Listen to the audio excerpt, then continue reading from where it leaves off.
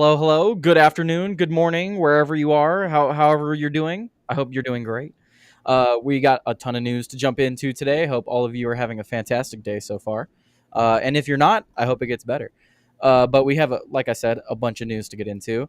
Today, I am joined, if he's ready. I believe Man, he is ready. There we go. Hello, Mad Stork. How you doing yo, today? what's up? No, nothing much. What is up is this story that I think all these Trump supporters should be aware about because I was just talking to you about it. Let me send you a link. I'm gonna send you a link to the story so you could have it up on your own screen, and I'll So I pull can it up for speed run it. everybody right now.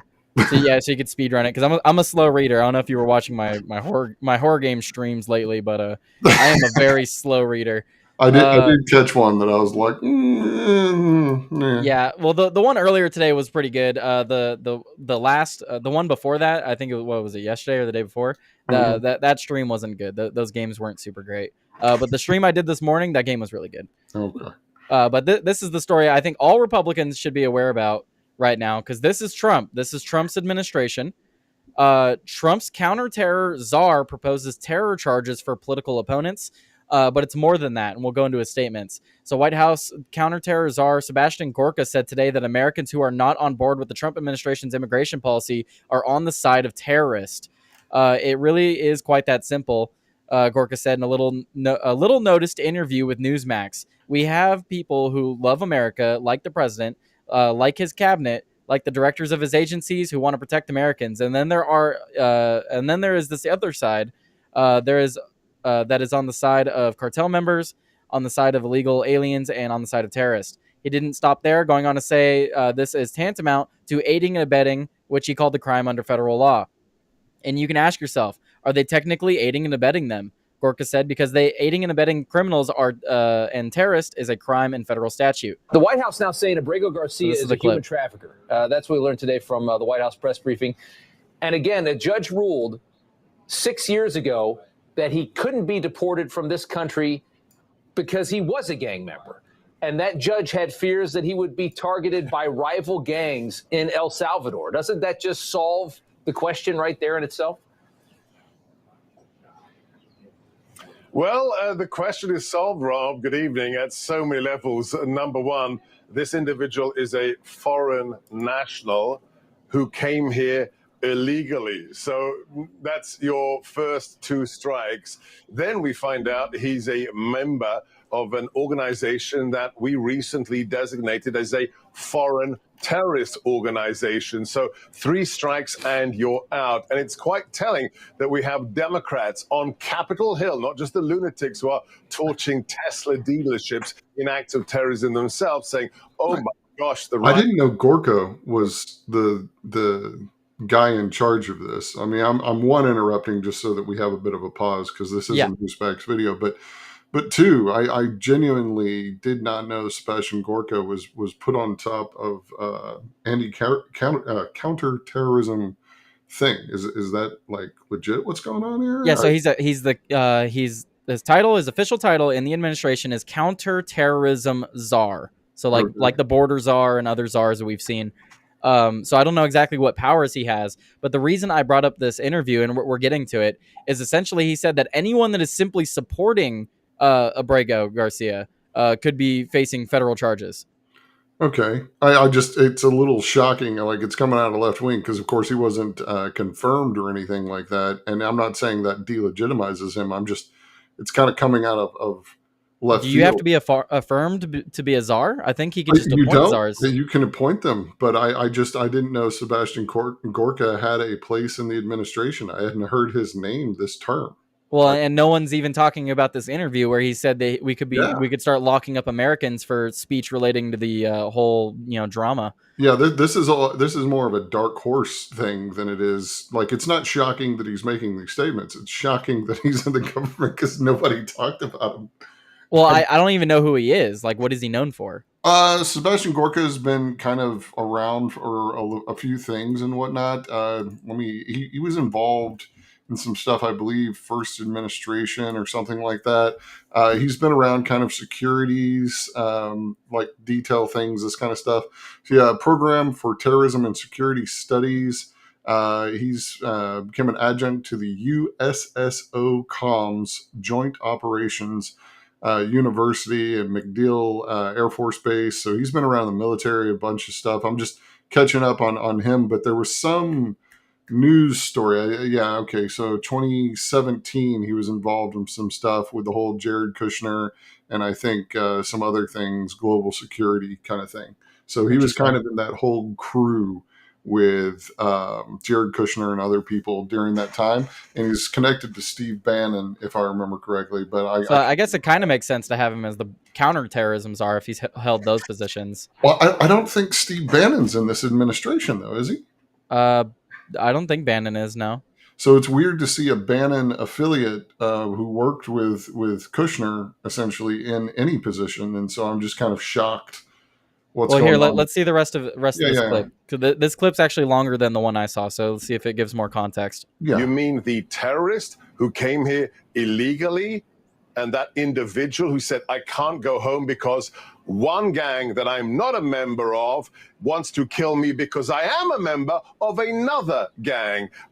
Seriously, Rob, if you read this in a fictional novel 10 years ago, you'd say absolutely absurd. This is where we are today. President Trump, Stephen Miller, Kristi Noem, Tom Homan are trying to keep us safe, but the other side of the aisle is on the side of the terrorists. I realized that the taxonomy of politics in America is dead. It's not left and right. It's not even Republican or Democrat. There's one line that divides us. Do you love America or do you hate America? It's okay. So this is the clip I saw. Do you love America or do you hate America? And then he goes on to say this.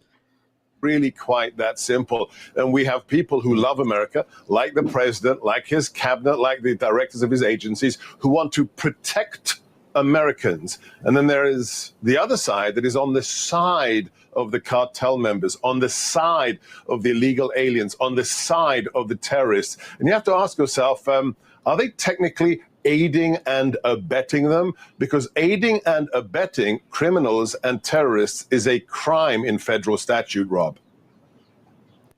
So that's why I brought up this clip. He at the end there, he alludes to these people aiding and abetting terrorists, which is a federal crime. I don't like that kind of rhetoric from someone high up in the administration, especially someone who's supposed to be, focusing on counterterrorism, which I know we have some terrorist acts going on in the country right now, like with the Tesla dealerships and stuff, which have died down a little bit, and the swattings. But people having a disagreement over how the deportation was being handled, I don't think they're aiding and abetting terrorists. I think that's a huge leap. Are you there? So that's why I brought up the story, because it's like I don't. Why is he making these statements? But of course, since we brought up Abrego Garcia, we'll talk about him briefly. So this guy is just like a known gang member. Democrats are up in arms over him. Still, ridiculous nonsense. Of course. Let me see. So Senator Chris Van Hollen, he tweeted out yesterday. So he had the video. There was a video. Raymond G. Stanley Jr. Is it okay if I kiss you? Wait, what? Wait here, just to make sure you guys see that. Raymond G. Stanley Jr. He posted this.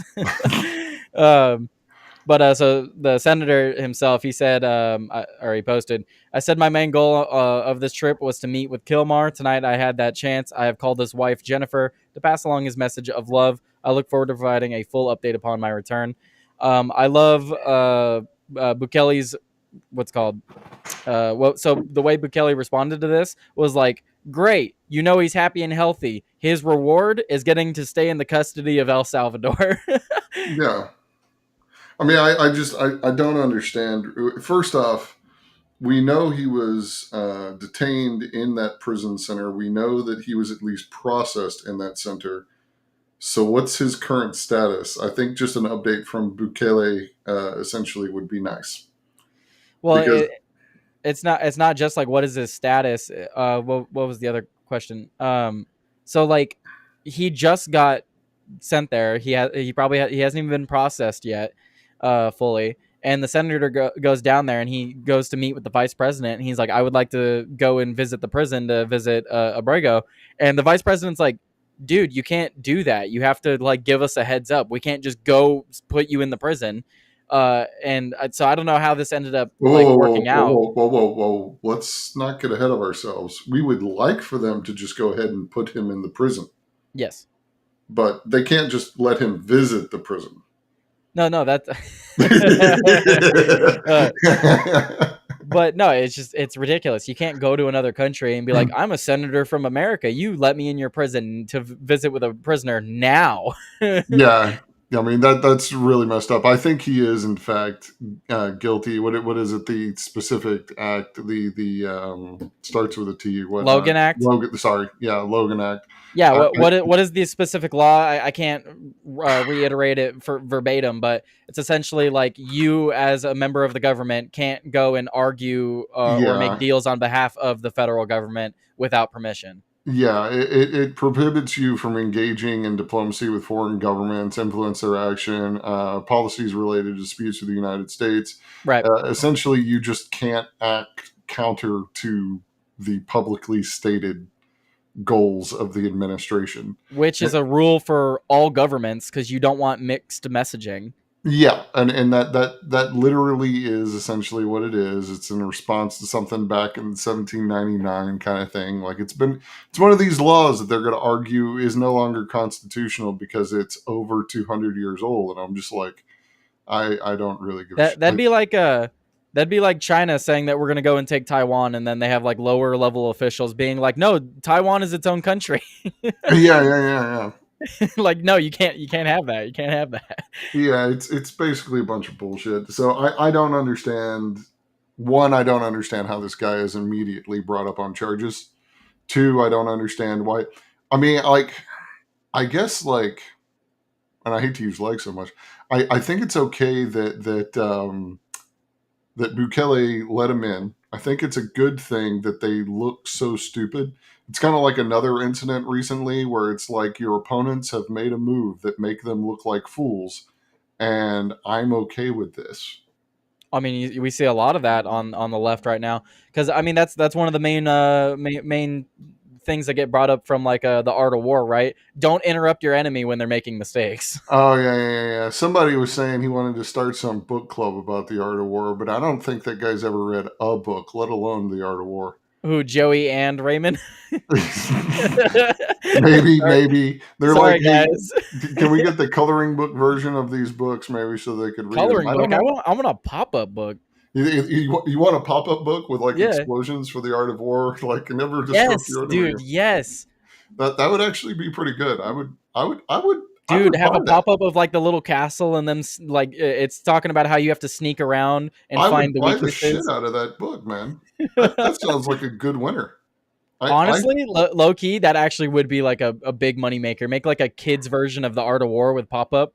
Fuck yeah, we need to get on this shit.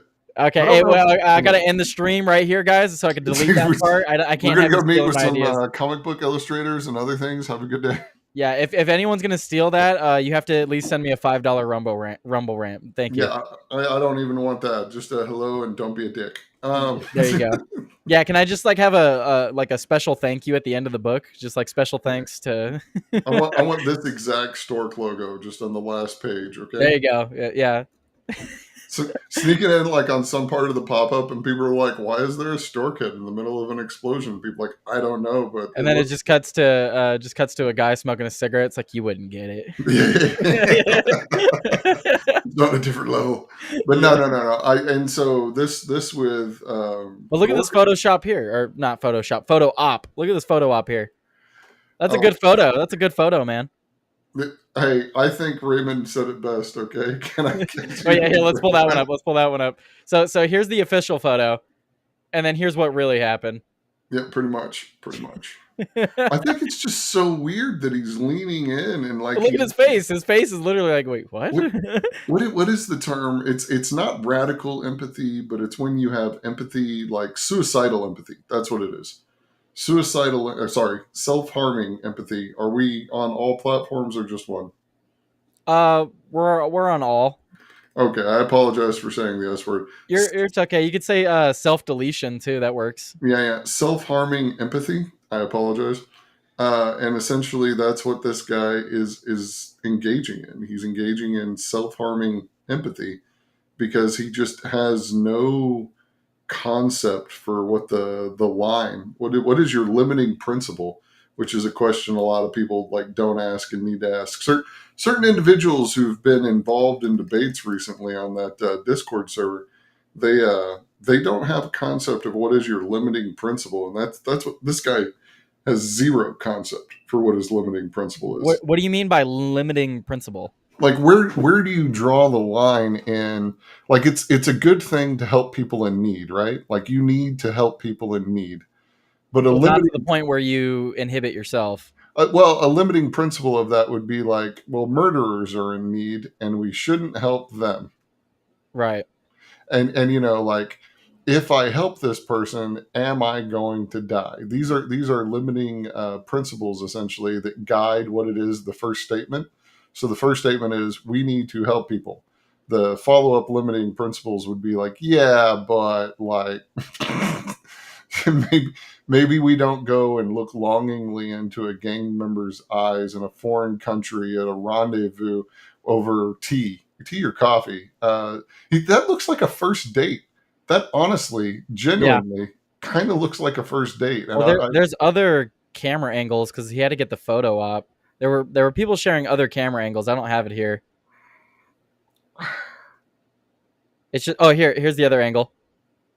Look at that. He's like, yeah, I'm gonna take you back to my place tonight. I mean, it's just have the Democrats not figured out that not everything is a photo op. Not everything. This is 100% a photo op. Look at this. Look, they've perfectly got that camera stationary. They got him a little bit blurred right here. But that's what I'm trying to say. Like back with the AOC thing outside of a fence, it's comical now. Like not everything is a good photo op. Not everything is a well executed photo op. I'll put it that way. Well, like we were just talking about, like just let them make mistakes. Don't interrupt them.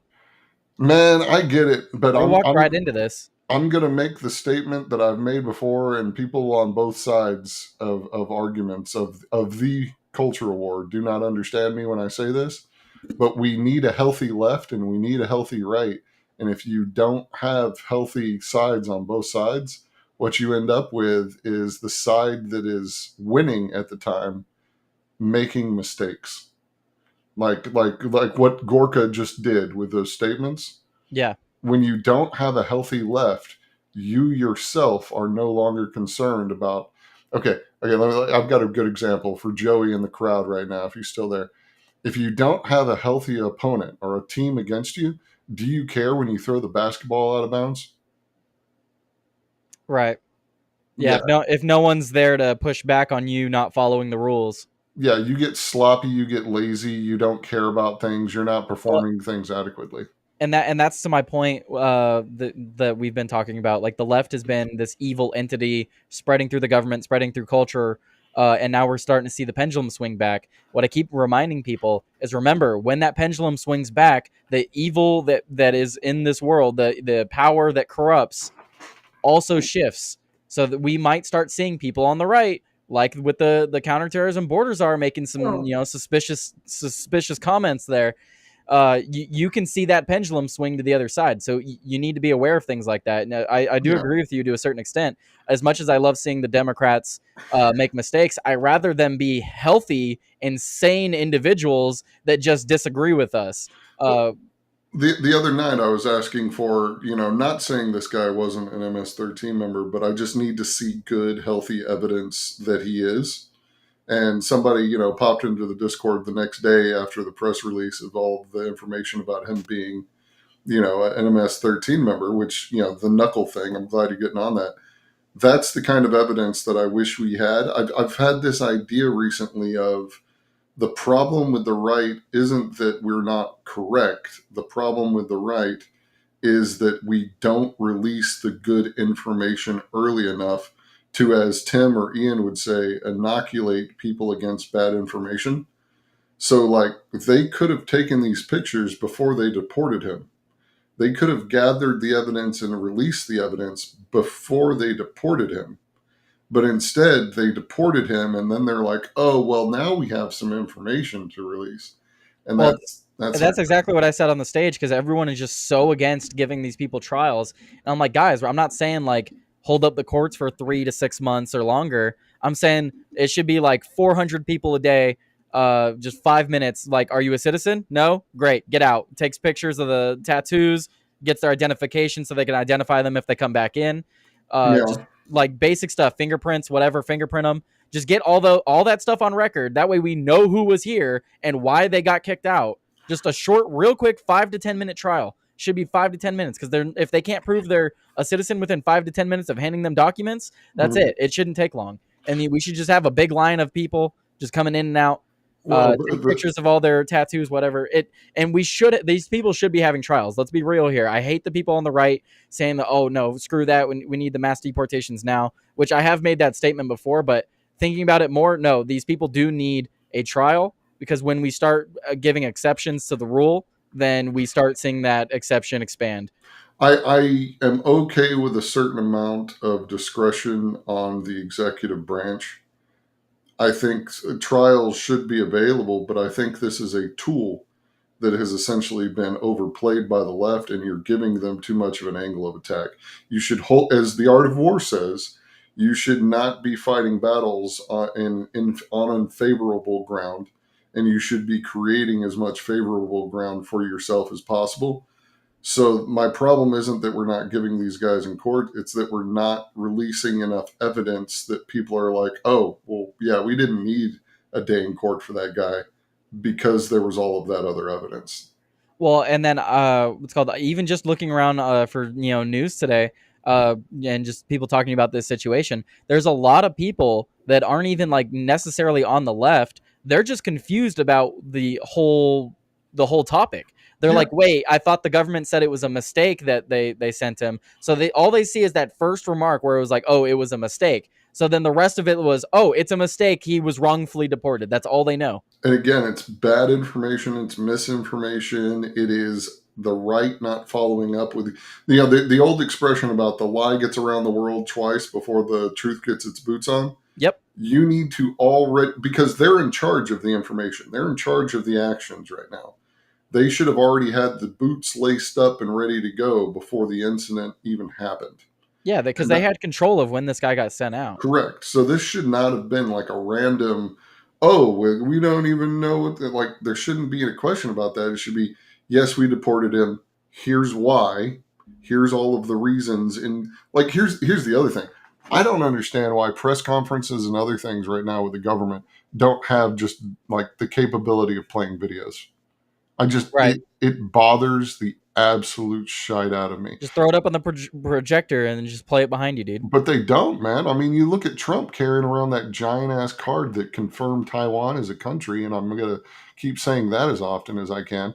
That giant ass card with Taiwan as a country. And I didn't see that. Oh yeah. When it had the list of tariffs on the countryside, it had titles at the top where it said country and tariff amount. And Taiwan was listed underneath the countryside. So the United States has already affirmed that Taiwan is a country. But no. It's a matter of they have all of the information. Why aren't they presenting it in a palatable way? I don't understand this. I mean, it could have been bait for Democrats, because we all know at this point Democrats are just waiting for the opportunity to jump on one of these stories with the deportation to make all the deportation look evil, right? They were just waiting to jump on that story, and they thought this was it. Maybe they thought they could play it off. And then 40 chess argument, but I don't know if it's 40 chess, or maybe it turned into a 40 chess move accidentally. Maybe, but I think they should just honestly come out and win the public. There's too many 80-20 issues for them to allow them to get this much room. The question that I wanted you to ask like 2 weeks ago on Timcast was how do you finish off the 10% of the critical mass? And I don't think this is it. I think giving them enough room to screw this up isn't dealing with the 10% in a proper way. We've got to snuff out the 10%. We've metaphorically got to get rid of the 10%, and we can't. Say careful with the rhetoric, Mad Stork. I understand. Brought up that essay that's going viral talking about when they should start dropping Republicans. I know, and my question is how do we overcome? We shall overcome the 10%. and there's too much confusion right now. They're moving so fast, so far, so loose that you can't win that 10% like this, and I think that's nonsense. Well, I think it was Tim brought up earlier that it's like there's a certain percentage of a country that is always going to be dissident, that just that goes against everything. Yeah, but that's actually like 4 or 5%, and then after you have the dissonant, you have essentially an amount that is going to be empathetic to people, no Yeah. matter what. And with that, you can get another 4 or 5%. But at that point, you're only at 10, 9, 10% kind of thing.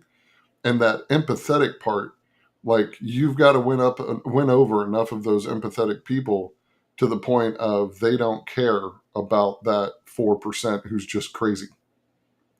So let's see. Okay, I have that story. Okay, we're gonna start moving on. Oh wait, we were still talking about Abrego, right? So yeah, we were slightly. I don't know if you've discussed the fact we kind of shifted away from it. I want to bring up that clip we found of his wife. So really weird clip of his wife. A lot of people have been talking about how she reported domestic abuse, not that long ago, a couple years ago, something like that. Yeah, it was in 2019, 2021, something so, like that. Yeah, like 6 years ago. 2019 was when their kids were born. I think it was 2021 when she filed the thing. Also, I do want to acknowledge that G-Nails is in the chat, and he still does deserve a little bit of a hiney swatting from me, as he would put it. So before he says it, I'm beating him to it. She a fatty boom batty. Thank you, Gina.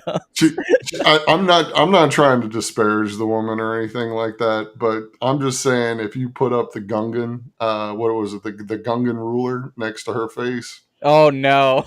Stop it. I would have a little bit of trouble distinguishing between the two. So anyway, moving on. No, so the reason I'm bringing up this video, because it's a weird clip, just 20 seconds. And a lot of people have been bringing up that he is a domestic abuser, just aside from the fact that he appears to be a gang member as well. So just another reason to tack on why he should be removed from the country. But just watch this weird clip. She gives a super weird answer when asked about the abuse claims. Does she blow her lips and say something about a bombardad general? Bombaddy. Bombaddy general. Have to ask it. You did take out a temporary order of protection against your husband in 2021. Were you in fear of your husband?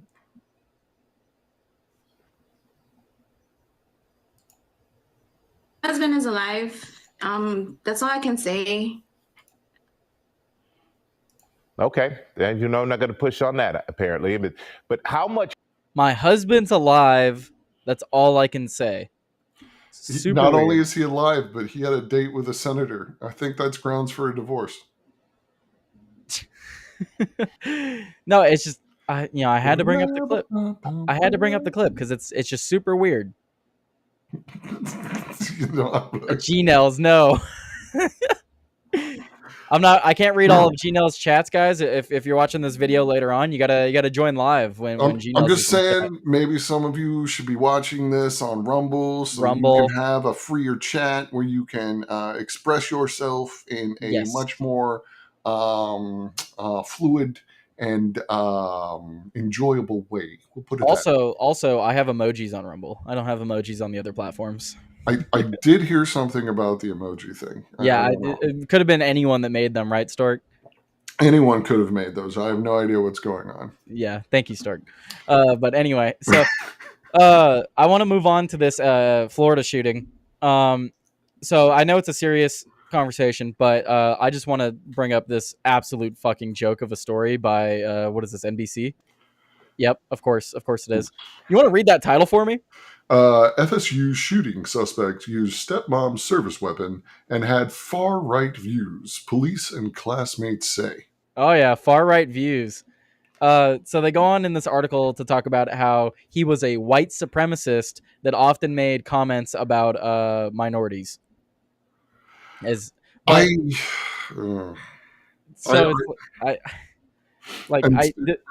examples they have. Sorry, the examples they have are just ridiculous. That's why I brought this article up. Go ahead, read some. I don't have the article in front of me. Yeah, let me go down. Let me go down here. Okay, classmates say suspect had white supremacist views. Raid Siebold, a senior at FSU, I can't fucking speak today, who was around the corner from the shooting when it unfolded, said he knew Eichner from a political discussion group at Tallahassee State College, where he spent the first 2 years of his education before he transferred to FSU. Seybold, the group's president, said Eichner was asked not to return to the group because of views that Seybold said aligned with white supremacy. He espoused so much white supremacist rhetoric and far-right rhetoric, Seybold said. At least they're differentiating between the two now. I mean, this is white supremacist and far-right. Yeah. We got the distinction. We're progress. Since then, Seybold said he has seen Eichner only a couple of times in passing. The current president of the same club, Riley Pusins, said that at meetings, the suspect advocated for President Donald Trump's agenda and often promoted white supremacist values, even though the club was nonpartisan and was about debate and political discourse. Pusins said many people in the club had labeled the suspect, who attended regularly as recent as last semester, as a fascist. After the meetings, I'm confused. Right. I mean, hey, look, fascism goes both ways, to be fair. After the meetings, Putin said the suspect often made more inappropriate comments. He would go up to the line in the meetings and then cross the line in comments made after the fact. So they don't give exact examples as to what he's talking about. No. And then it just goes on to say, like, I was texting everybody I loved, letting them know I loved them. Like, I get it. You're in a shooting. It's understandable. But as far as saying that he had white supremacist views, there's no actual evidence to that. No. And it's just a bunch of people in political discussion, groups saying that this dude was a fascist. He was a white supremacist. You know why he was a fascist, though, right? Why was he a fascist? Because he was a dissenting opinion in an argument or a debate. So, looks like another comment said he recalled how Eichner shared hateful comments about minorities and denied the 2020 election. He espoused the election denialism belief that Joe Biden was not the legitimate president. He said that Rosa Parks was in the wrong. He also talked about how black people are ruining his neighborhood and Stonewall was bad for society. He would also talk about how multiculturalism is dangerous. Well, I believe with that last one. Well, I think, again, he's right, but for the wrong reasons. I don't think Joe Biden was ever legitimately the president because I don't think he ever legitimately had the mental fortitude to serve as president.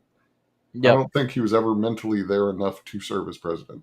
Well, and then it goes on to say that he would joke about mass violence. I don't remember specific quotes, but I do know he would laugh about violence against minorities, and he did talk about how he used guns and had access to them.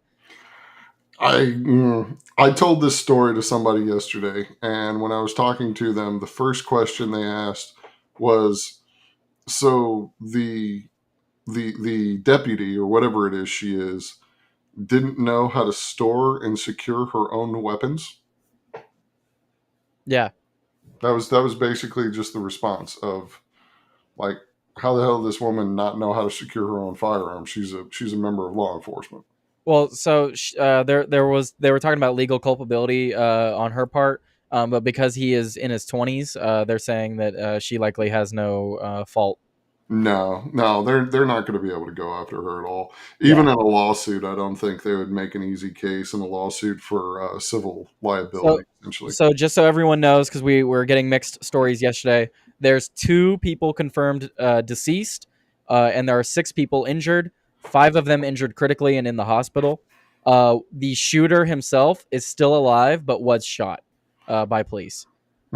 So Phoenix Eichner is the suspect, and he was shot and is currently getting medical attention, but he is alive. So the shooter is alive. 5, though, is my question. I believe they're counting him in the 5. Okay, so the 4 people were hospitalized, and then 2. Well, so 6. Well, yeah, 5 hospitalized. 5 hospitalized besides the suspect. Yeah. By the way, real quick, can you hold Control and scroll your mouse wheel up on that page?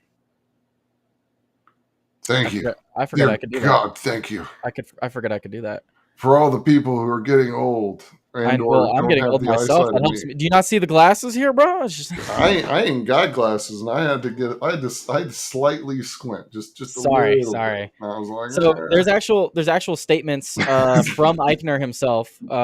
Says so. I don't know who he's talking about here.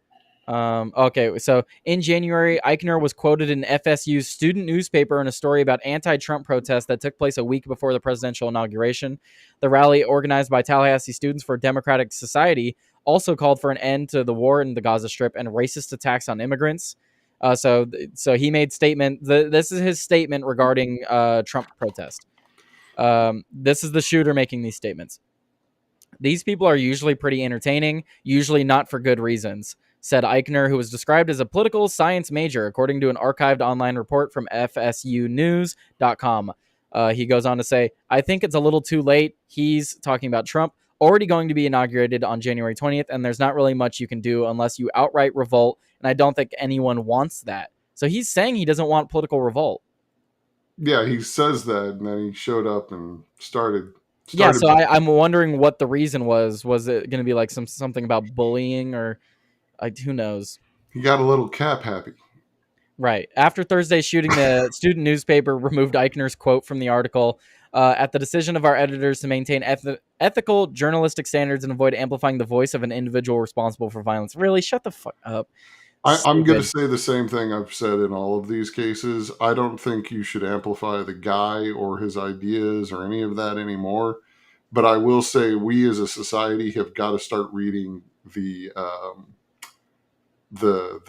what's the term for it again? The manifestos that some of these people do. Yeah. We've got to really start discussing some of them, because when you have, let's say, 10 people all shoot for the same thing, and they claim the exact same thing, you have to look at that and realize one of two things.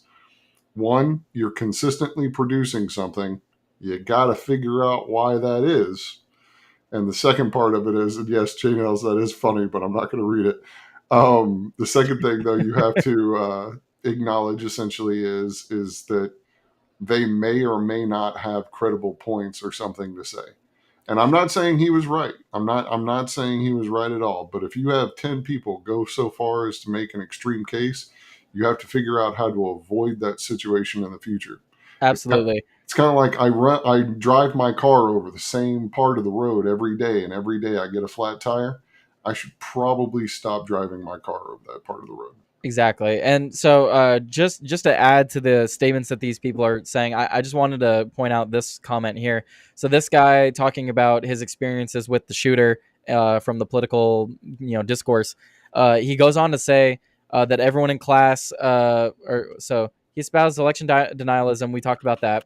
And then he talked about how multiculturalism is dangerous, but I forgot to read this part. So after he made those comments about multiculturalism is dangerous, the witness went on to say everyone in the class would just look at each other like, did he really just say that? And then he goes on to say, I got into an argument with him over the legitimacy of the 2020 election because I felt that one was especially dangerous to the fabric of our democracy. I just wanted to point that statement out right there. So he felt like the ideas that this kid held was was dangerous to the fabric of our democracy, which we don't have a democracy. I got to remind people often. Democracies are absolute garbage. We shouldn't ever have a democracy. I love our constitutional republic. I have never had a conversation with somebody who started the conversation with, like, oh yeah, sure, it's a constitutional republic, but it's we vote on things, so it's a democracy. So you can give me that one at least. I've never started a conversation with somebody where they basically sit there and say something like that, where if you fast forward 15, 20 minutes later, they were so far off the rails in defending their democracy that it was just insane. And you were just sitting there like, I gave you that not so that you could like make this claim later, but so that we wouldn't have to hash that out. And if you just go ahead and make that, just well, yeah. I feel like the statements he's giving here, right? He's talking to NBC News. He's a political science. He's doing political science, probably like the shooter was. and he's thinking, oh, I can get my name in the newspaper. So he's sitting here trying to make all the left talking points right here, like, oh yeah, this guy was a white supremacist. He was talking about multiculturalism is dangerous. He was a threat to our democracy. Like I think he just wanted to get some good statements into the newspaper. Yeah, basically. Here's my 15 minutes of fame. That was me talking. He wanted his 15 minutes of fame because they don't even give any like hard examples on this. Like, sure, I'm sure that he said things that are related to this, but like, what were the specific statements? And are you only saying this because you disagree with him politically? You know what I mean? Yeah. So I would need to see harder stuff on this information. But as far as the actual shooting itself, I am curious as to why it was committed. But the reasons are always ludicrous, so it doesn't really matter at the end of the day. Are the woods a democracy, G-Nails? I don't know. I haven't studied that government yet. I can't stand motherfuckers that say, yeah, our democracy. Should I play the clip of all the reporters saying, our democracy, our democracy? Our democracy. No. We can skip that shit for now. Yeah, absolutely not. We don't need all that. So let's see. Oh, okay. I want to talk about this because this is the story you sent me, and I did not know about the update on this. So if people what am I saying? Do you remire this person? Do I remire? I don't remire. He doesn't just admire this person. He remires this person. I'm going to have to hit up Joey and ask him when he's sending me to the re-education camp. I might need to move up the date. God damn it. Anyway, so some of you may remember, I know a lot of you are new, and obviously I got a lot of people watching on Rumble right now, but I have made a YouTube video on this in the past. There was this trans woman that went and was in line at what was it, Panera or something? I can't remember the exact story. It was some sandwich shop in New York, and allegedly this guy cut her in line, or cut. It was a guy. It was a trans woman, so it was a guy. She cut her. He cut her. Somebody cut her. She was cut.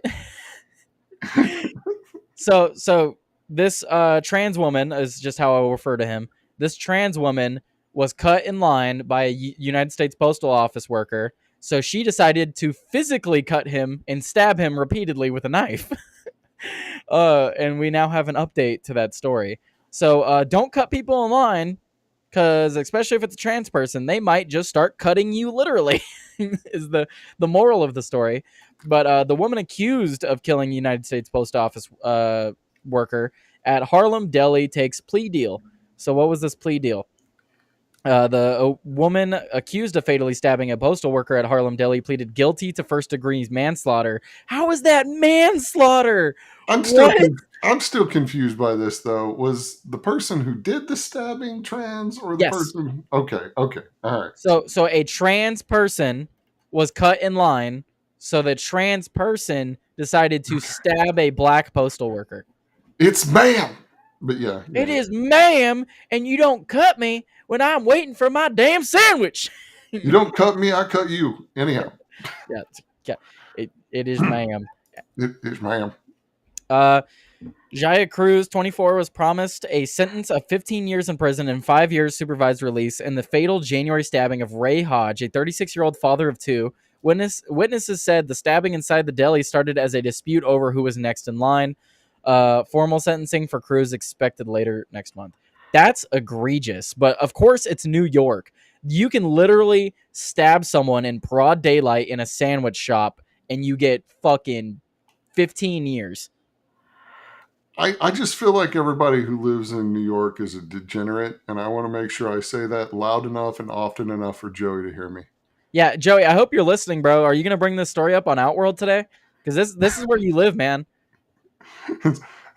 Those be your neck of the woods where people this is your neck of the woods, homie. Like, let's get some insight here, cause what the fuck?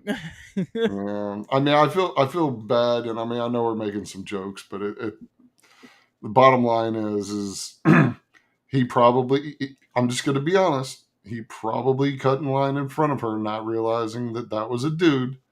And if you're sitting there and you're trying to get away with something, or you're in a hurry, you're willing to do a lot more things to a woman than another dude. And if he had realized that was a dude, he probably wouldn't have cut in front of him.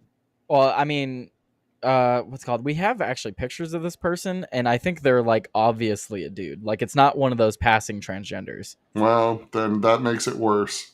So Let's see. Is there a picture? There's no picture I could find at the moment. But okay, wait, no, I remember. I'm remembering more about the story because I did a video on it.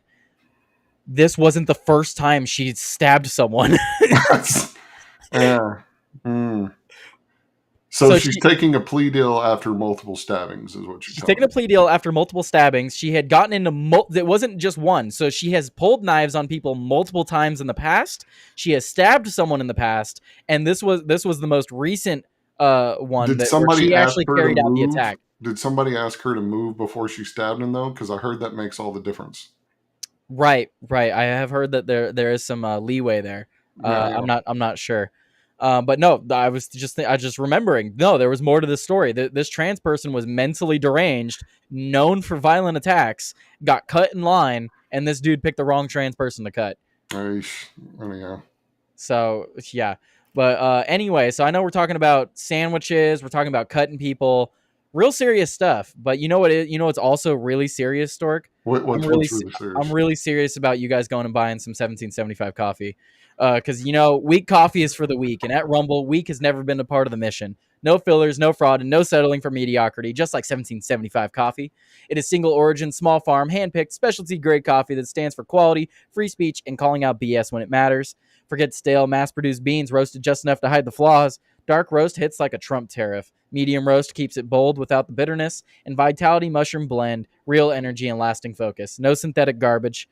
For K-Cup pods, whole bean, or fresh ground coffee, go to 1775coffee.com. Use code STUDIO for 15% off and start your morning with coffee that stands for something. Also, guys, got to say it every ad. When you buy their coffee, you are entered in what is that? A sweepstakes, I guess you can call it, for a Cybertruck and 30K in cash. So go and get your coffee. I've heard it's very good. All the people that I've heard that have bought it, Joey for one, Joey can vouch for it. Joey always vouches for the coffee. Good coffee. But I had to get that in there, guys. To be honest, I don't like doing ads, but that is the only scrap of change. I'm gonna get 80 cents for that ad. That's how much I get for doing those ads. And the only reason I do them is because that's the only money I get for these. I do these completely for free. If you don't want me to do ads, send in Rumble rants. I won't do ads if I get Rumble rants, to be honest. You too can help a creator today by sending in a Rumble rant. What he said. Also, any of these coffee companies that start making tea, I will order immediately any tea that these people make. But unfortunately, they just keep putting out coffee. And I would actually, maybe I would try some tea too, because I'm not a big fan of tea. But maybe I would try it. I hate coffee. I can't do coffee. Me neither. But that's just me. Anyhow, that's just me. I know people love coffee. So we have a few other stories to get into. Let's see. What do we want to talk about? We want to talk about. Let's talk about the COVID lab leak. You see the news about that? No. What news? Really? Bombshell. You're gonna love this. Bombshell. Okay. I was waiting to drop this shit. White House points to Chinese lab leaks for COVID-19, names Fauci an alleged cover-up. The White House has recently updated its official website with information claiming that the COVID-19 pandemic originated from a lab leak in China. This update also includes allegations of a cover-up involving prominent health officials, notably Dr. Anthony Fauci. The disclosure around these updates on social media reflects a broad spectrum of reactions, with some posts calling for legal action against those in the alleged cover-up. If everybody wants to go ahead and go read along with me while we go through this, you can go to covid.gov. There's a government website for this currently pulled up. I'm going to pull it up right now. covid.gov. Everybody can pull that up, and we can have a little bit of a read along here because it's not super long. And this is big news. That's the wrong thing. That's a different story. Ignore that. You didn't see that. That story's for later. God damn it. This one. I meant to bring this up. You got it, Stork? You got it. Yeah, I got it pulled up. I got it pulled up on my end. Okay, I think the worst thing you could possibly do is put Trump in the middle of the header for that. But lab leak and Donald Trump walking out of the lab leak. I don't know. the optics of this are not great. Not Yeah. great. So guys, this is a .gov website. You can literally go to covid.gov. That's the name of the website. It'll take you straight here. So it talks about the origin. Oh, sorry, excuse me. The proximal origin of SARS-CoV-2 publication, which was used repeatedly by public health officials and the media to discredit the lab leak theory, was prompted by Dr. Fauci to push the preferred narrative that COVID-19 originated naturally. 1. The virus possesses a biological characteristic that is not found in nature. 2. Data shows that all COVID-19 cases stem from a single introduction into humans. This runs contrary to previous pandemics where there were multiple spillover events. Wuhan is home to China's foremost SARS research lab, which has a history of conducting gain-of-function research, gene-altering an organism supercharging at inadequate biosafety levels. Number 4. Wuhan Institute of Virology, WIV, researchers were sick with COVID-like symptoms in the fall of 2019, months before COVID-19 was discovered at the wet market. Number 5, by nearly all measures of science, if there was evidence of a natural origin, it would have already surfaced, but it hasn't. This is a bombshell, guys. This is huge for the COVID stuff. He goes on to talk about Dr. Fauci. He even has what is it? The pardon of Dr. Fauci listed in this. And keep in mind, he has stated repeatedly that due to the auto penning and due to other factors, the pardoning of Dr. Fauci is null and void. So dropping this website, and Tim Pool even brought it up in his video earlier, dropping this on a Friday, that's where Friday is where news goes to die. So they're just testing the waters, seeing what they can get out of this. And I feel like they're going to be dropping a bunch of stuff soon, maybe even going in for the arrest of Fauci. Well, I don't think they can unless they can finally get into the whole, is the auto pen signature thing legitimate? Well, even besides that, you cannot pardon someone of crimes they have not yet been charged of. So even then, it's null and void. Well, that is a whole thing that's going to have to be litigated and judged, teased out in the courts, as it were. Well, me personally, I'm so glad that Biden decided to do all these pardons, because now it can be litigated in court, because it's never been tried before to pardon someone on something they haven't been charged for. So now it can be litigated in court. And my opinion is that it'll be found that you cannot pardon someone of something that they haven't been charged with. I'll give you one of my controversial opinions. I think not going after Clinton was not good for the movement, but was good for the country, kind of thing.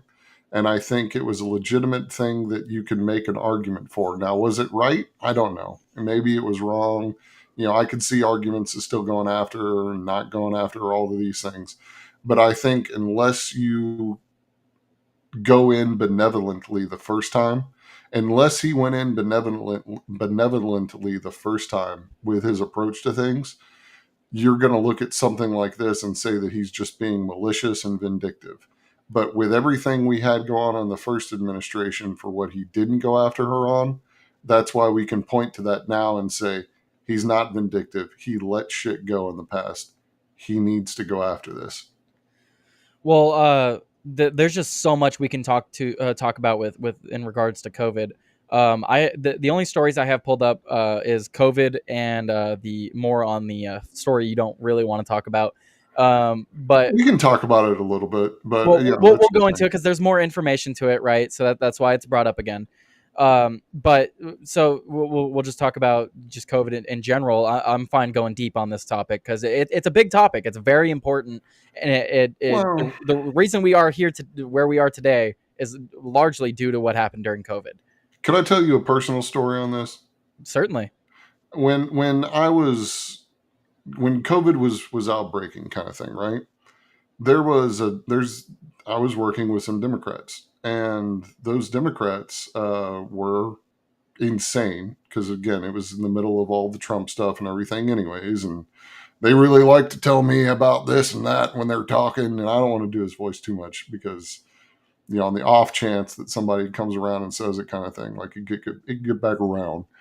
But the funny thing about it was is my wife had just immigrated. We had just cleared immigration and gotten her in the country and everything. For those who don't know, my wife is from abroad. She's from another country where I lived for 7 years and where I met her. And I lived in Asia for 7.5 years, and she's from a country over there that is not China. And this asshole said to my face, actually, I think to her face as well, that they didn't have to worry about COVID because they were sick a couple of months ago, and it probably is something they caught when my wife arrived. Damn. And I'm just sitting there like, what the actual fuck, man? I mean, is that just like pure racism right there? Oh, it is. And there's so many other things that like are involved with that people where with those particular people, like they don't know they're racist, but they're racist as shit. And Hey, and you know, I just got to stop for a moment because we got a Rumble rant, $5 Rumble rant from Soul. I'm assuming you say that as Soulja, like Soulja. Soul Soldier. Yeah, it's like Soulja. Well, I think that's how you say it. I don't want to say your name wrong. I'm terrible at names. Forgive me if I got it wrong. But thank you very much. The Rumble rants are always deeply appreciated. And he says, sending this to tell you to keep reading the ads and make that cha-ching. Thank you, man. I really do appreciate it. And I do read all Rumble rants, no matter what they say. No, I'm joking. So some I can't say because YouTube, to be fair, but I will read them the best of my ability. Yeah, but I mean, I'm thinking about that and the way that it is, and then keep in mind that you fast forward 2 or 3 months, and Pelosi is going off about the racism and everything else that Donald Trump's guilty of, and this and that. And I'm just sitting there going, "What the actual fuck, dude?" No, that's super messed up. Just because she is Asian looking or comes No, from she is Asian, but you know what I mean, like. Just because she has that ethnicity, all of a sudden it's like, oh, you're from China. You gave everyone COVID. Like that's incredibly racist. I'll tell you what the funny part is we like me and her refuse to fly through China if we go visit her family.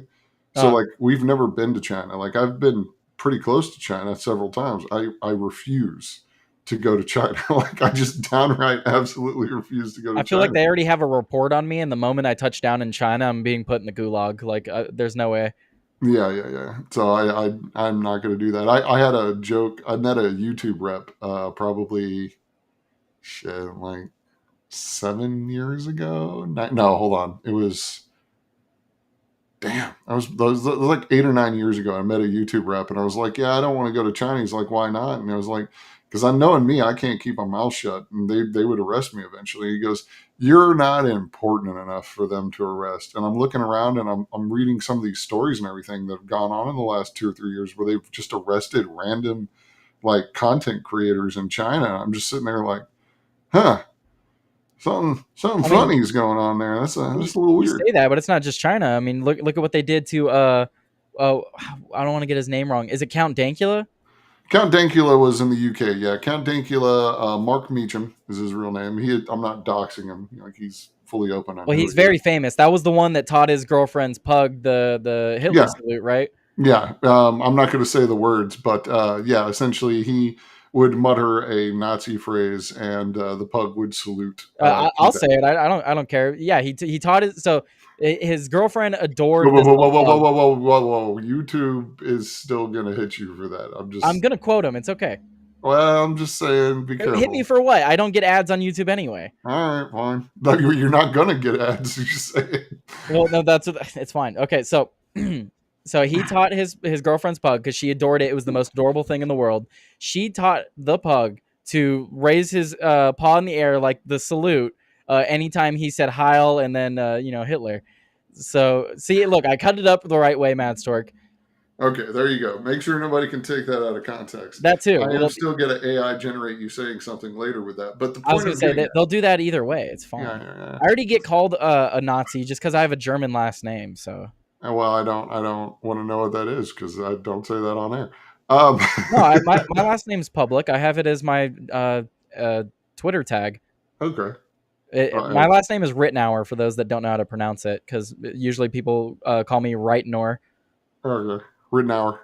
Yeah, But Rittenauer. there you go. Which I've asked some people that actually speak German. I'm like, what does Rittenauer mean in German? They're like, that's not a German last name. And I'm like, okay, well, it was probably like Rittenhauer. Like they probably shortened it. I'm sorry, Yeah. because I'm like fifth generation. My family came here a long time ago.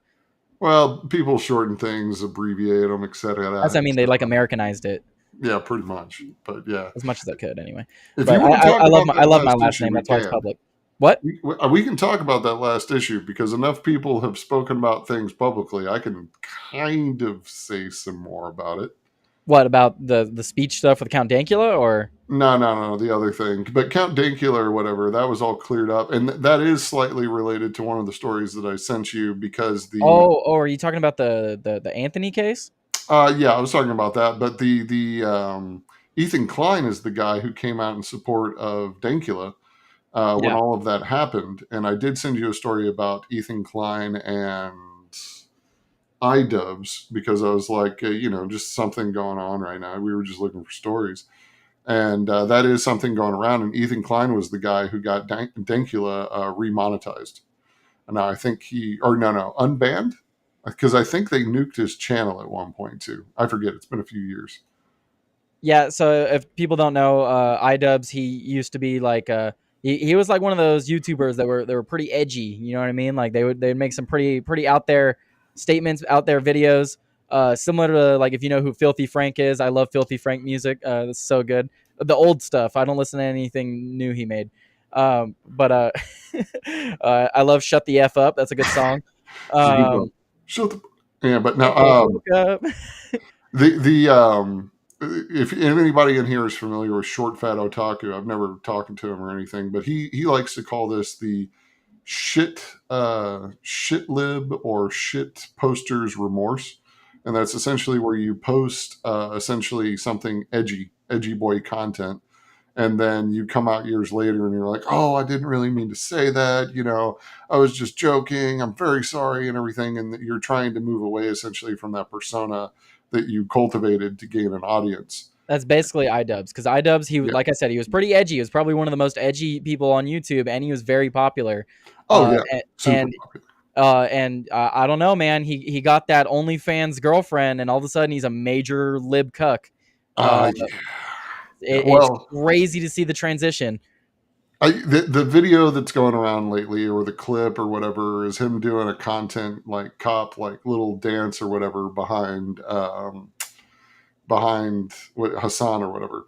And the big thing about it is one of the people to his side is Frogan, and Frogan is a inshallah peace be upon him. She is full on with that, and so something you have to think about is, if they were ever in charge, her actual argument would be that his girlfriend needs to die.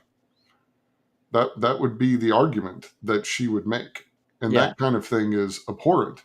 It's abhorrent for you to make those statements, that people who do those things, people who are involved in that kind of thing, must be dealt with, and that's fucked up. Yeah, and I don't know, like if people hear from like the Timcast, because we have a lot of viewers from the Timcast server, obviously. I don't know how like well versed you guys are in like YouTube drama, but this has all been going on for a while now. A lot of people have been talking about that stuff.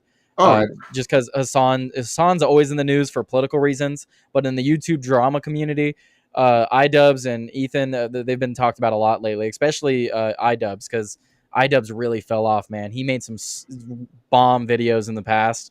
Well, he swung really hard to the left and some stuff, and he made some claims and comment, and so he lost a lot of the support and people who were following, because he wasn't always. It was intentional, though. He wanted those people to go away. Oh yeah, it was an intentional thing, but he wasn't always such an intolerable, just asshole. And don't get me wrong, Ethan's bad too. He's made multiple statements about like people going and shooting up the National Gun Rights Association. NRA or whatever it's called, whatever the acronym's for. Yeah, he's a leftist too and everything, but I mean, he's at least somewhat more palatable than other people. He's more palatable, yeah. But it would go like Ethan, iDubbbz, and then it would be between Destiny and Hassan for like Well, extremist. they keep getting into the 80-20 issues, and I hate using the term 80-20 issues. This is probably closer to a 70-30 issue. Anyway. Honestly, I'm getting annoyed how many people are bringing up Yeah. the 80-20, It's the talking point everybody wants to talk about. But Israel is one of those issues. As much as everybody wants to hate it, it is one of those issues where a large portion of the public support them. And his wife is Well, she was in the IDF. Sephardic. Yeah, because she was born in Israel. Yeah, and so it's she is mandatory, a Sephardic Jew. Even for women, it's mandatory service. Yeah, and that's kind of what I'm getting at is iDubbbz dancing with the woman in a crazy thing behind Hassan when that woman would call for, his girlfriend's deletion. Yeah. Is insane. Meanwhile, you have Ethan Klein, who is at least reasonable enough and structured in an argument enough to realize that it is absolutely insane to be siding with people who would call for the people that you love's death. Right. But so. I don't know. There's a lot with that. That is no less crazy than a coworker telling you that your wife brought COVID to them. I'm being serious. And going back to the COVID topic, right? A lot of people were saying like the seafood market was like right outside the Institute of Virology. That's pretty far. I mean, 7.5 miles. I mean, that's nothing to laugh at, but it's nothing to claim a whole thing over. Yeah, so I just found it interesting that they're also highlighting that, like, look, guys, this is where they said it was claimed. This is where it actually came from. And then they have like documents and stuff you can download, but they have the executive grant of clemency, so the Dr. Fauci pardon. But let's see, they have stuff labeled here too. Proximal origin publication, which was used repeatedly by the public health officials in the media to discredit the lab leak theory. They said that at the top. Then they explain what gain of function research is. You should know what that is. EcoHealth Alliance, EcoHealth under the leadership of Dr. Peter Daszak. I know what it is, but Fauci doesn't know what gain of research or gain of function research. I don't know what that is. I only describe exactly what it is and say that's not it. What is a woman, Tyler? That's not a door handle. You simply grab it, turn it firmly, and then push, and it opens this pathway within what is a woman, Tyler? What is a woman? Only a woman can define that story. If you didn't have breakfast yesterday, how would you feel about the definition of woman? That's a strange question. I don't know how to answer that. I love that question. Do you watch the Whatever podcast? Yeah, I mean a few times. I've seen it. Yeah, I watch it every now and again, and I love when they ask that question. The what is a woman? And have you? How would you feel if you didn't have breakfast yesterday? I'm just gonna be real honest. I don't watch the Whatever podcast though. I watch clips from the Whatever podcast because that's fair. It's a long 5 podcast. hours of just going around. No, it's not 5. Sometimes it's 8 to 10. Oh yeah, and I'm just like, fuck this. I can't do this. Yeah, I usually just have it on in the background when there's nothing to watch for the day, you know? No, clips. That I'm not a big fan of clips channels, but fuck that, clip that channel. I'm not doing it. Okay, so back to this bombshell reporting, right? Because like we did get sidetracked on another important story, but this is the story. This is the one that a lot of people need to continue talking about. This is the officially from the government. The government's finally saying all this. So EcoHealth, under the leadership of Dr. Peter Daszak, used U.S. taxpayer dollars to facilitate dangerous gain-of-function research in Wuhan, China, after the select subcommittee released evidence of EcoHealth violating the terms of its National Institutes of Health grant. The U.S. Department of Health and Human Services commenced official department proceedings and suspended all fundings to EcoHealth. New evidence also shows the Department of Justice has opened an investigation into EcoHealth's pandemic-era activities. NIH failures. NIH's procedures for funding and overseeing potentially dangerous research are deficient, unreliable, and pose a serious threat to both public health and national security. Further, NIH fostered as an environment that prompted evading federal record-keeping laws, as seen through the actions of Dr. David Morans and FOIA lady Marge Moore. And then, so they have the pardon. It says a full and unconditional pardon for any offenses against the United States, which may have been committed or taken part in from January 1st, 2014 to when it was signed. I think that's completely, I don't think it's relevant. I don't think the pardon is valid. I guess the only thing that I would kind of go after for this and some other things would be the reason I would go after him. Let me put it that way: is we let the left get away too much with playing the game of semantics, and we need to basically sit there and say, yeah, we understand you don't define it that way, but that's what it is. Have a good day. You go to jail. Yeah. And Because yeah. like same thing with the other pardons, like the one for his son. You can't just pardon someone blanketly like this. Like, what if it comes out that Hunter Biden was actually a serial murderer in L.A. and because the wording in the pardon, it's he's pardoned for that too. We didn't know about it, but now that we do, we can't do anything. No, fuck that, dude. That's stupid as hell. That I think one of the reasons the deep state wants to protect this guy though is because he knows probably where other bodies are buried. Oh, definitely.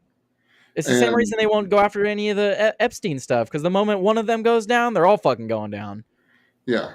So I don't know where to go from this. There's some people that have been on Timcast lately who are like, hey, just wait till June, July. And I'm wait till June, July.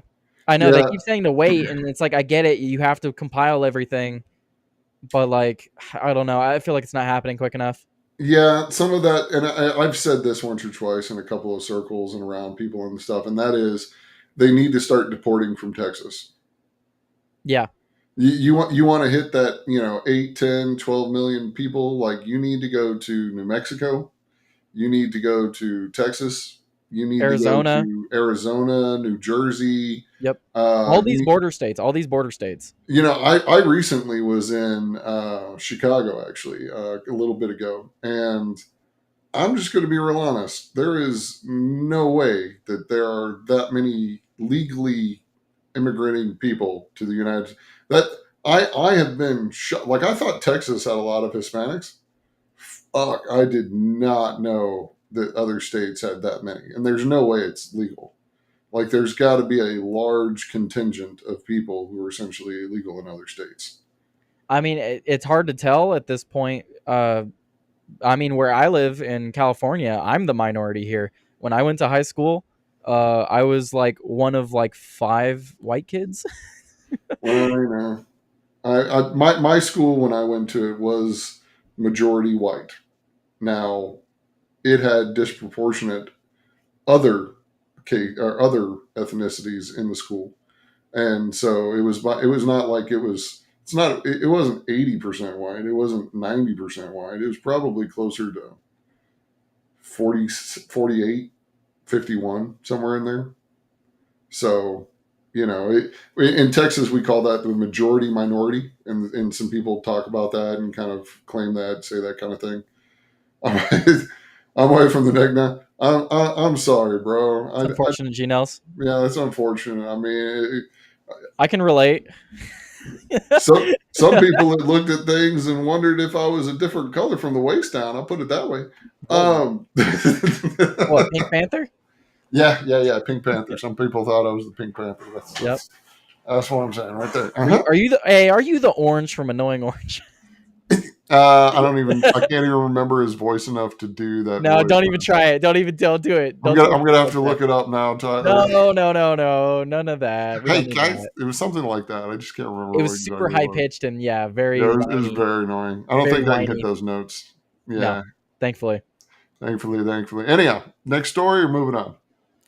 I feel you on the patience thing. I want it now, but I get they need to complete everything or compile everything. Sorry. Just feels like it's never coming after the whole Epstein document bullshit. What the fuck was up with that? I still don't Dude, Flair missed his opportunity for that question, man. I mean, Slick even called him out on it during After Dark. He had the perfect question, and then he stumbled his way through it. Flubbed it? He flubbed it, dude. He was going to ask Jack Posobiec basically why was this load of bullcrap done? We need to start calling that flaring it. Yeah, he flared it. Sorry. He flared it. Flair the player, and you played like shit that day. I'm sorry. You played yourself. You played yourself that day, bro. I'm sorry, Flair. But no, he had a really good question. I don't remember verbatim what the question was, but it was a good question. It was for Posobiec, who was one of the people that had those, freaking binders. You've got a binder, buddy. You're a binder, buddy. Yeah, we got about 20 minutes left. We'll move on to the next story. Again, guys, covid.gov, if you want to go read the rest of this. covid.gov, and they have like some stuff you can download, the House Oversight Report and everything. So check that out if you want to look at that. Super big story. That's big news. I will say, if we're going to talk about the story that I don't necessarily want to spend a lot of time with, I insist that you open up the meme that I sent you first. The meme you sent me first. Let's see. The one with iDubbbz? No. The second one after I sent the link about the merch. Oh, the racism and Democrats? Yeah. Okay, here, let's If you want to talk about it, I'm fine with it. It's just you need to open up that meme first. I was going to say, how do I can I open it in another window? There we go. You can open it if you right click it. You should be able to open it in the browser. There we go. I got it. There you go. You can't see. Wait, what if I zoom in? No. Change the layout. Change the layout. How? Oh, wait. The camera. There you go. Look at that. Right there. I know. I can't change the layout on the. Rumble needs to fix their stuff, man. I can't move our cameras. All right. Well, that shit's dumb. Anyhow, right there. Everybody, look at the meme. Know the meme. Love the meme. That is my response. Don't you die on me, you bastard. We still need to use you. Democrats and racism. That is basically my response to the current topic that will not fucking die. Yeah. And since we're moving on to that topic, a lot of people have been pointing out that on the Give, Send, Go, they're talking about how they don't care if this was justified or not. They're literally doing it just because he's black. Yep. And here's the truth, though. Everybody who's listening, we cannot take away the money or the right for them to fundraise off of this for the family, because to do so would take away our ability to fundraise afterwards. Now, there is another law, however, that says that you personally cannot, and I think maybe your family, I'm not sure about the family part. I know it's worded in a way, but there is a specific wording to the law that says you cannot profit over a felony or a crime. So I think the family is going to have to walk a real thin tightrope. Sounds like they have to send any money they get to keep after this to charity. Sounds to me like something needs to happen, because it appears to me like they are no longer using the money for the defense, because it's a charity that's taken up his case. It's the house was not, it was bought previous. It was not bought. It was rented. And I guess I'll go ahead and talk about this. Frisco, Texas used to be an empty farmland. There used to be nothing there. If you can pull up like Google Earth and go back to like 2005, there's like virtually nothing there. It is now 44% Muslim Indian in the school system. And it is, I believe, the largest school district in Texas now. So it went from farmland, nothing there, to largest school district in Texas, and 44% of it is Muslim Indian. You can look that up on the Frisco website, by the way. It's Frisco, just look up Frisco demographics, I believe. If you Google that, anyone who's listening to this, you can look it up and verify what I'm saying. 44% of the entire school district is, I believe they have it listed on there as Asian. Brave AI says the racial composition includes 51% white, 26% That is not what it is. I'll send you the link. I'll send you the link. That's what I'm reading. Frisco ISD demographics. It says maybe in 2016 it says 46% are white now. Nope. I will send you the link right now. There it is in Discord. Have a good day. You can pull it up. Those are the demographics. So as you were saying, I'm going to pull it up. Yeah, the Asian is 44.01.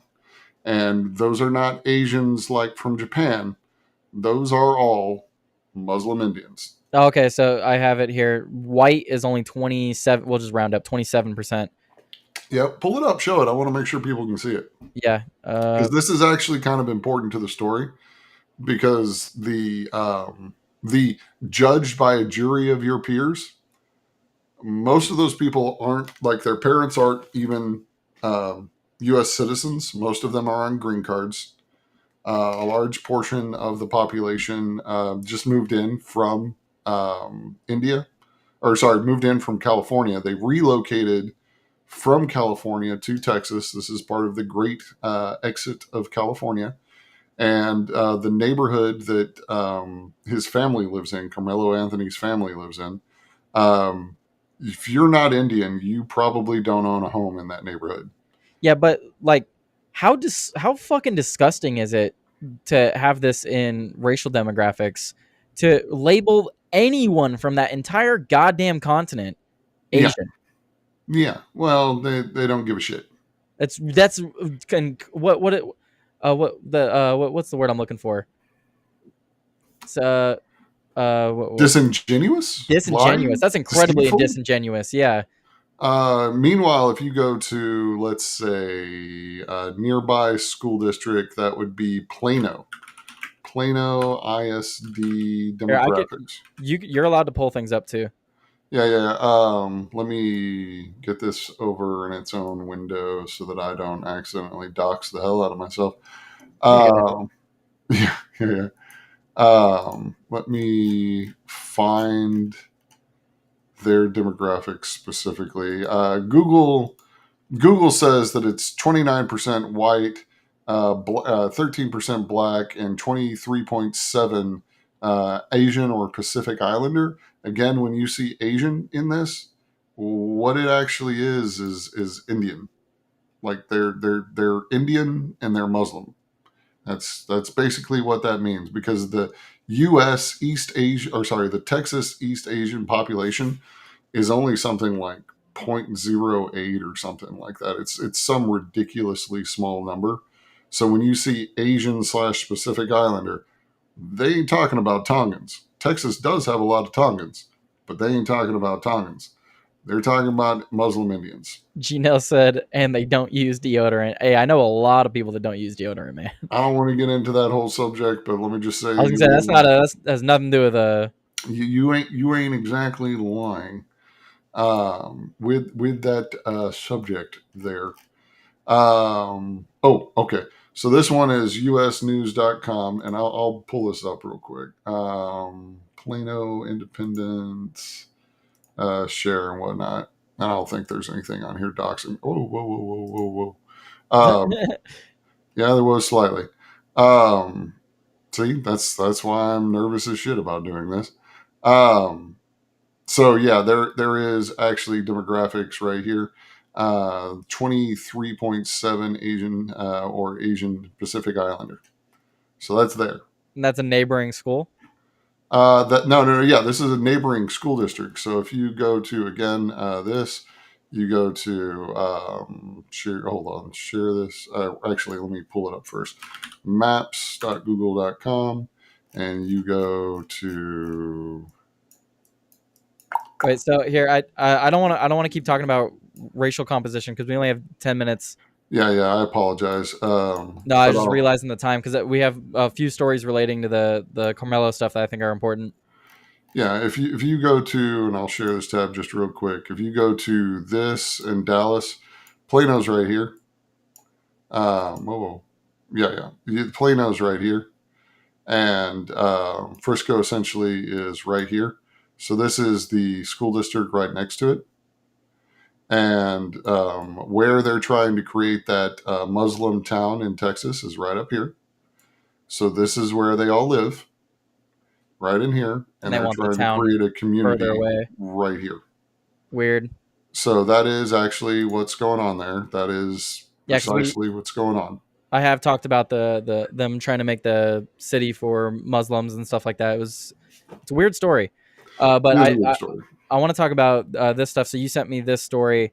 So Carmelo Anthony's family members have launched a free Mellow T-shirt after his release from jail over Austin Metcalf's death. Yeah. So they now have T-shirts you can buy with his face on them.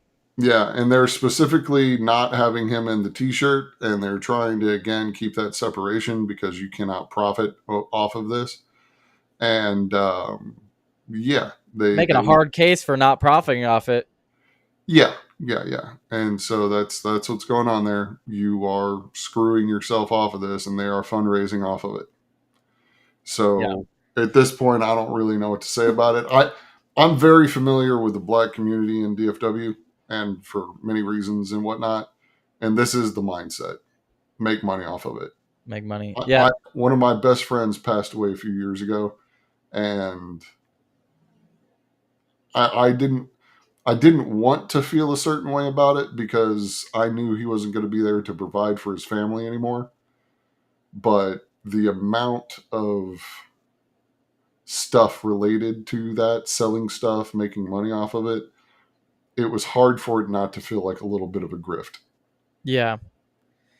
I mean, it's unfortunate, but what's messed up about this is that so the more I look into the story, the more I hate this Anthony family, because like they're just disgustingly scummy. T-shirts of a killer, and then like what's called we had the press conference yesterday with the father getting kicked out. All he's wanting to do is attend. I've said repeatedly that it was like within the first few days, it might even been the day that it happened, the father came out and said he forgives Anthony, Carmelo Anthony. So the father has already said he forgives Carmelo Anthony for whatever transpired. Well, something that a lot of people hadn't noticed, and this is again because people aren't familiar with that area in the Metroplex. And just to be clear, I think Texas is entirely underrepresented in the news cycle, and for many reasons, because it makes it hard to keep up certain narratives. It makes it difficult to do things the left wants to do. There's too much truth coming out. For people unfamiliar with what's going on, that press conference had the Dallas Police Department in it.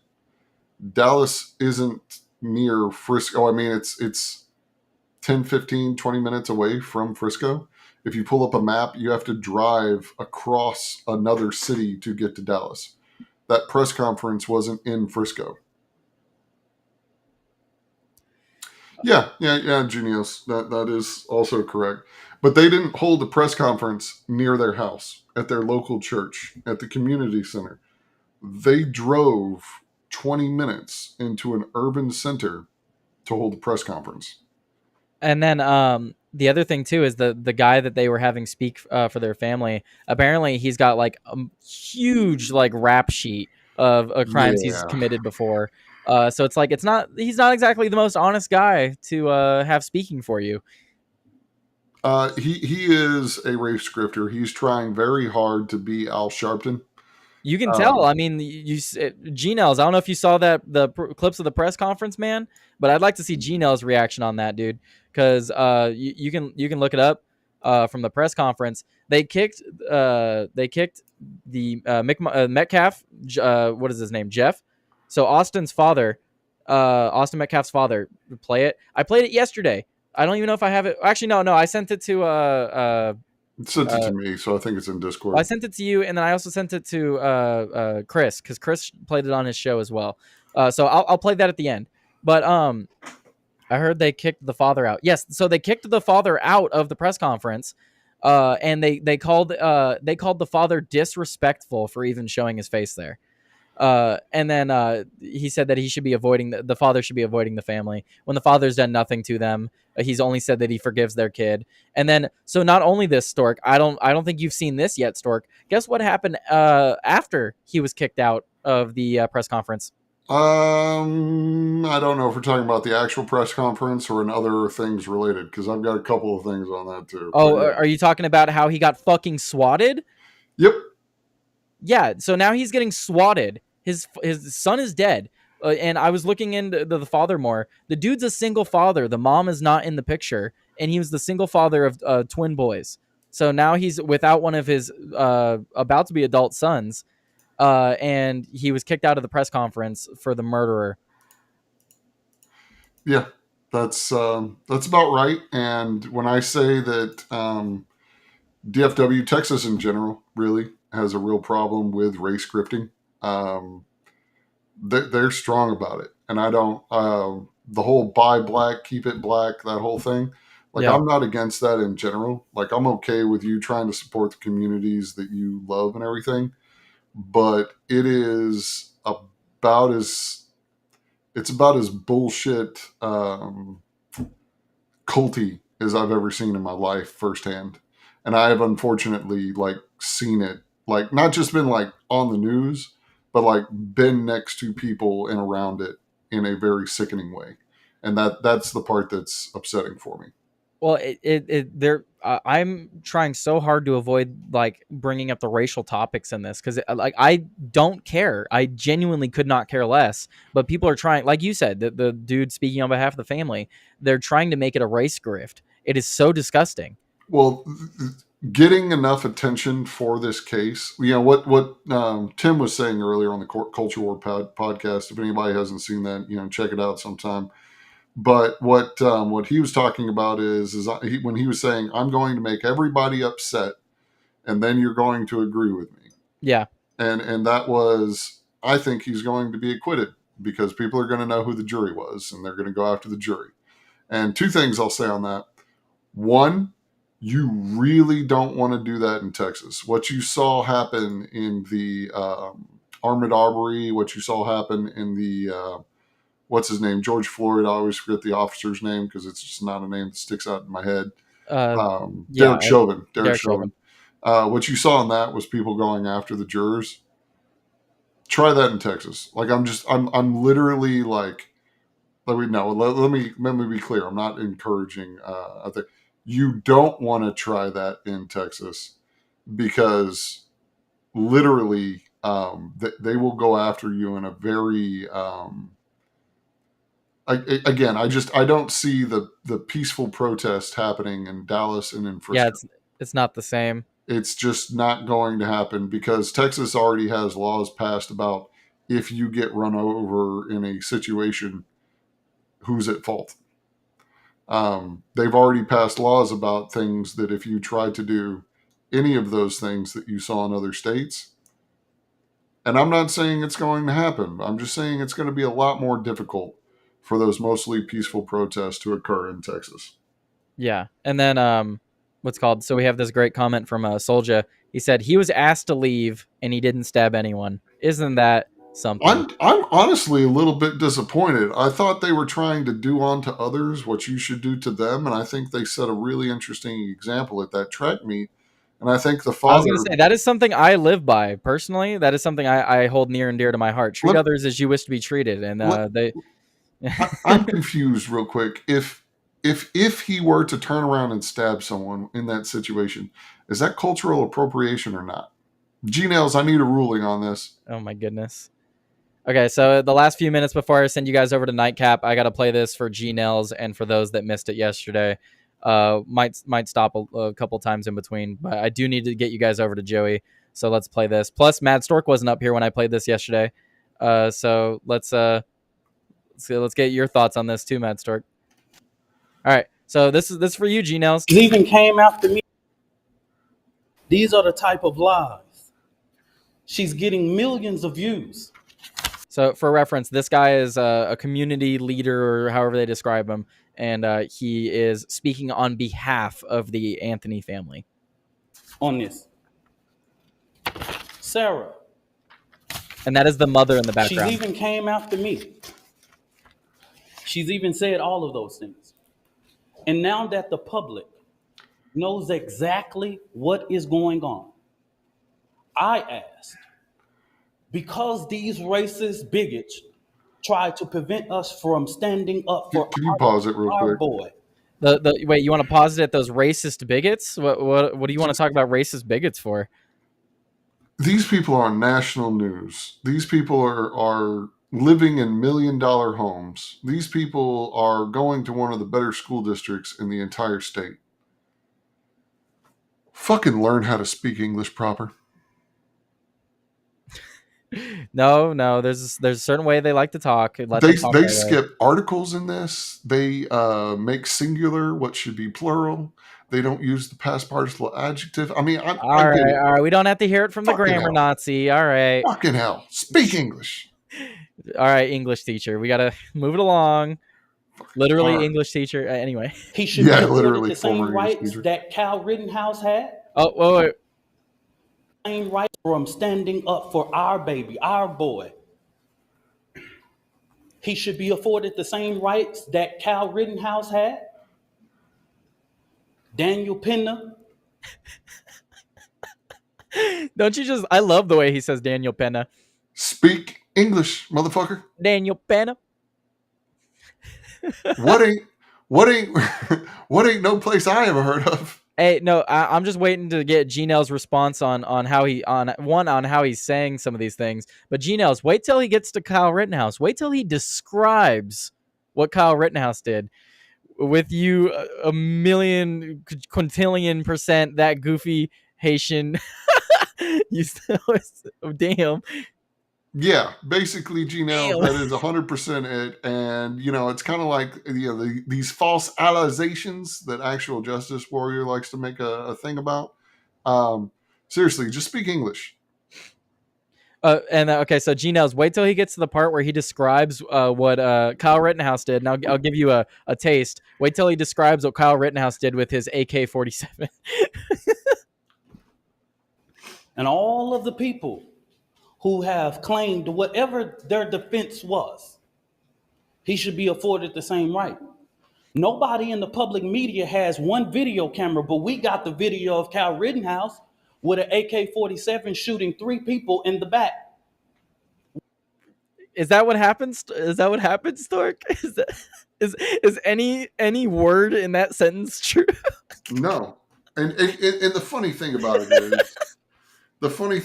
is, I've had long conversations with friends, like where, because again, I played football and I have some friends and whatnot who I've had conversations with, and they've only heard one side of the story, and they start talking about something, and I just pull up the video and I'm just like, hey man, watch this. And they just look there with their mouth agape, and I'm just like, yeah, so I don't think that's true anything anymore, man. Like you can't say it. And then I will talk to them 2 or 3 years later, and they're like, yeah, I've seen the video and everything, but I still think it's fucked up. And I'm just like, yeah, well, man. And we were making jokes yesterday because like the whole rhetoric with the Kyle Rittenhouse thing is exactly what this guy is saying. Not only did he get the firearm wrong, but then he goes on to say that he shot 3 people in the back. Not a single person was shot in the back. All 3 assailants were shot from forward facing because they were actively attacking Kyle Rittenhouse, and one of them had his entire forearm eviscerated. So reaching for the gun. Yes, he had burn marks on his hand from the heat of the barrel. They had he had burn marks where his hand used to be. Right. But yeah. I mean, he all of these things, and I literally point to this. I'm like, hey, just look at this shit just a little bit, just a little bit. Yeah. And they literally, I know. Okay, so I'm gonna say a name here. Actually, I'm gonna fuck up the name, so I can't remember. But the movie Hidden Colors with Tariq Nasheed, that's who it was. Tariq Nasheed and G-Nails, you're gonna go off on this. Literally just explaining how the entire argument that some of these people make when they're in a situation like this, one fact wrong, like one just little thing wrong with what it is the dude's saying, and it calls into question everything that they're saying. And this motherfucker was trying to say that the melanin in your cells, because you got melanin in all of your cells, and he makes this big long movie. I mean, the movie's like 2 hours long, man. And he's talking about how the melanin is there. And it turns out the entire time he was talking about the mitochondria in your cells. I'm not joking. No, I've heard of Tariq Nasheed. He's an idiot. Fucking 2-hour movie. And it's like, you don't understand the difference between melanin and mitochondria. Nope. Don't need it. I saw Hidden Colors when it came out. I bought into that ish too. I know. And I had a whole conversation. And when I pointed that out, and I was like, you have a degree in like physical, like what was it? Physical education and history. This my friend had a dual degree, and I was like, you know what a mitochondria is, right? Of course. And then I looked at him. I said, "You know what? The powerhouse of the cell. It's the powerhouse of the cell," which is right, by the way. And I want to make sure everybody gets that. But you know what that is, right? And he goes, "Yeah." Now I want you to take everything he just said when he said melanin, and just think mitochondria, and his eyes just popped so wide, like just so wide. And I was like, he just said that you have melanin in all your cells. Is he talking about mitochondria? And this is somebody who bought into the treat machine, bought into the shit, man. I mean, really bought into the shit. Yeah. And his eyes just got so wide, and it blew his mind. And this is one of the only friends that who has bought into the shit that I can still talk to. And I can tell you right now, he didn't vote for Donald Trump because his wife was really on the abortion track. Well, my brother, he voted for Trump, but he argued a lot with his girlfriend over it because she felt like her abortion rights were going to be taken away. What abortion rights? There are no fucking abortion rights. This is not a protected right. This is not an. Yeah, I know it's not in the Constitution. Maybe we could do an abortion deep dive tomorrow. We'll talk about it. We should. I might invite my friend on. He could go off on that shit. And sure, yeah. We can talk about abortion all day. That's another topic I like talking about. Another topic. We'll talk about it some other time. Yeah, we'll talk about it. But if anyone wants to go see the rest of this video, Clown World does have it. Just go to Clown World and then look up some of these keywords here, or just scroll down because this is from yesterday. So Clown World has it on X if you want to see the rest of that clip. But however, I do need to send you guys over to Joey. He's going live right now. He's been live for the past like 6 minutes actually. I was about to say he's a little late today, isn't he? Yeah, no. We're late actually. Fine. Well, not really. It was a good conversation. That's why I didn't want to stop it. I mean, honestly, we could go longer, but I'm gonna give it to Joey. So everyone, go check him out. Thank you everybody today, especially Solja for your Rumble rant and also for your follow. I noticed you started following the channel today. Greatly appreciate that, and I appreciate everyone stopping in to check things out. Stork, anything you want to add? Anything to shout out? Anything to end on? When you hear stupid shit, just take 5 seconds and look it up. Just look it up. Seriously, people, we could avoid so much if you just took 5 seconds and Google it and read past the headline. Absolutely. All right. Well, you'll see. You'll at least see myself, and you should see Mad Stork as well tomorrow. And if you have Rumble Premium, be sure to check it out tomorrow. Should be same time tomorrow works for you, Stork? Yeah, it should be. So same time as last time, I mean. Yeah. That's 5 Eastern or whatever, but yeah. No, 6 Eastern. 6 Eastern, my bad. 6 Eastern, 3 Pacific. There you go. So see you guys then tomorrow. Again, thank you for everything. And go check out Joey. Tell him I sent you. Peace out, guys. Thank you guys so much for tuning into the video today. If you thought that was a great video, great live stream, great whatever you were watching, make sure you hit that like, thumbs up, whatever you're watching. Hit that follow, subscribe. And if you really want to support me, you could always share the video and comment down below. But thank you guys so much. Make sure you follow on Rumble, YouTube, and X. Thank you, and peace out.